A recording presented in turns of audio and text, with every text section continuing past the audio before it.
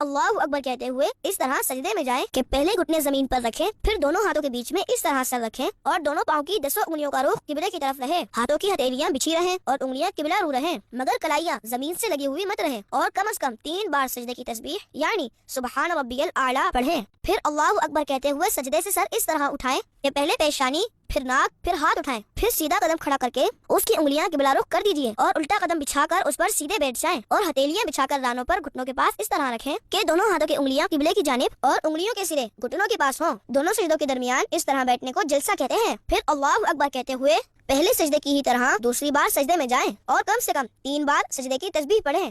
پھر اللہ اکبر کہتے ہوئے پہلی بار کی ہی طرح سجدے سے سر اٹھائیں اور ہاتھوں کو گھٹنوں پر رکھ کر پنجوں کے بل کھڑے ہو جائیں۔ اس طرح آپ کی ایک رکعت پوری ہو جائے گی۔ اب دوسری رکعت کے لیے قیام میں ہاتھ باندھ کر کھڑے ہو جائیں اور دوسری رکعت میں بسم اللہ الرحمن الرحیم پڑھ کر الحمد شریف اور کوئی سورت پڑھیں جیسے پہلی رکعت میں پڑھی تھی، اور پہلی رکعت کی طرح ہی رکوع اور 2 سجدے کیجیے۔ دوسرے سجدے سے سر اٹھانے کے بعد سیدھا قدم کھڑا کر کے الٹا قدم بچھا کر بیٹھ جائیں۔ 2 رکعت کے دوسرے سجدے کے بعد بیٹھنا قعدہ کہلاتا ہے۔ اب قعدے میں تشہد پڑھیں، التحیات للہ والصلوات والطیبات، السلام علیک ایھا النبی ورحمۃ اللہ وبرکاتہ، السلام علینا وعلی عباد اللہ الصالحین، اشہد ان لا الہ الا اللہ واشہد ان محمدا عبدہ ورسولہ۔